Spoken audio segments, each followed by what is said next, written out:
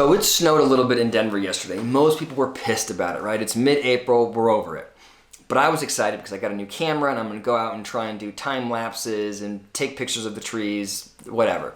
So I get up early in the morning, go out, headphones in, and I'm just gonna do my work calls from the car and take pictures. So I go out and it goes off without a hitch. I think I got a lot of good film, come back home, and here I am tonight and I'm trying to build this video. And as I'm going through and editing this, I realize that I have shot after shot of downed trees, like trees across cars, trees across roads, and it didn't even dawn on me when I was out there to actually get out of my car and help anybody. In fact, while I was on my calls, I was thinking to myself, I wish these people that are cleaning up the road would get out of the way so I could get a clean shot, right? So, not super flattering, but it reminds me of a really famous social psychology study. So we're gonna pivot here, and this video won't be about my incredible, filming skills. It'll be about this study.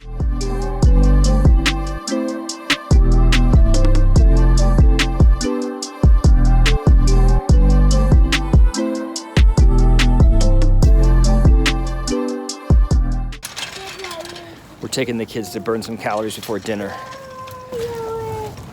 Nelson's always suspiciously drinking something.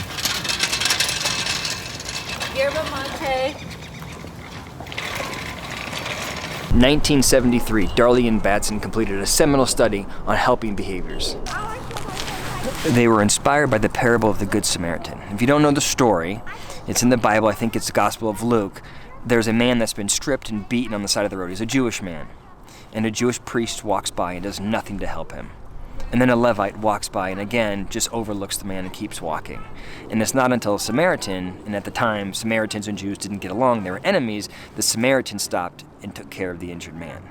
And the point of the parable is that no matter who you are or what you have to do, you should take care of the injured man. And the question is, looking at that now, what was going on with the priest? What was going on with the Levite? Why didn't they help the injured man? And why did the Samaritan? To evaluate this, Darlene Batson studied students at Princeton University's seminary. They put the students into two categories. One category was asked to give a talk about what you can do after you graduate, right, a job talk. And the other group was asked to give a talk on the Good Samaritan parable. But here's the catch. To give the talk, the subjects had to walk from building A, where they were currently located, over to building B. And between those two buildings, there was a man that was visibly injured, visibly sick, coughing in pain, and they had to get beyond that man to go deliver the talk, right? Now, the subjects don't know, but that man was an actor, a Confederate. Now, some of the subjects were told that they were in a big hurry, that they were late. Others were told, no hurry, but get over there as quick as you can. And some were told, take as much time as you need. You can deliver the talk whenever you want. And what Darlene Batson discovered was shocking. Priming the groups by having them either give a talk about a job search or a talk about the Good Samaritan story had no bearing on their behavior. Instead, what mattered was whether or not they were in a hurry. The group that was in a high hurry, the group that was told that they need to get there immediately, only stopped 10% of the time. And some of these subjects actually walked over the sick or injured actor.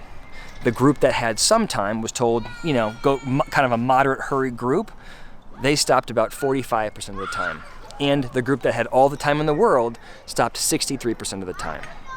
On average, that's like 40% of a stop rate, so it's not great for future priests, but it makes the point that what you value, you will put on hold for your other needs.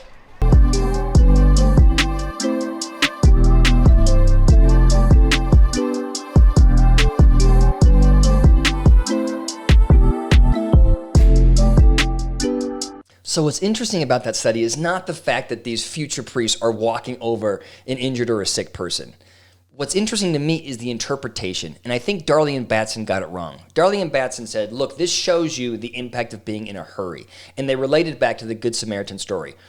A priest back in those times was a very, very, very well-respected, busy person in the town. And so certainly that priest was probably in a big hurry, and that's why he walked past the beaten and injured man. And then the Levite also had lots of responsibilities in the church, and that's probably why he walked past the injured man. And the Samaritan probably had more time on his hands, and so he had the ability to be more thoughtful.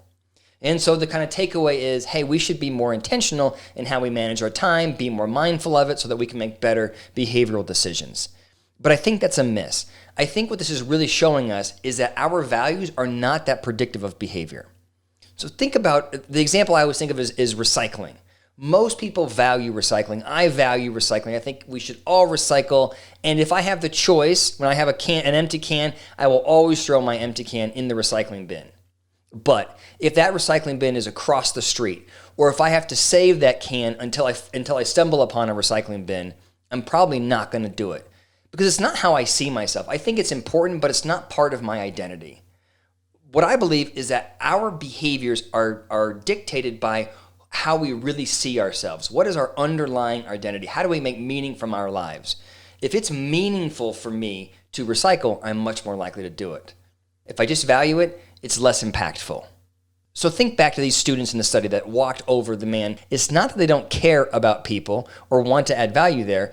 It's just that for them and their identity, it's more important to be conscientious, to be punctual, to be diligent, to be polished. Those kinds of things are more of their identity. That's how they see themselves. If, however, one of those students saw himself as a caregiver, if that was his identity, he would be much more likely to stop and take care of the injured or sick man. It's a matter of your underlying identity. That's what dictates behavior. This is pretty much what we do every single day. The kids come home from school, and we just try to find some way to burn calories. We tell ourselves, or I tell myself, we're burning the kids' calories, but I realize that we're burning calories for somebody else also, who was very excited about her new rollerblades.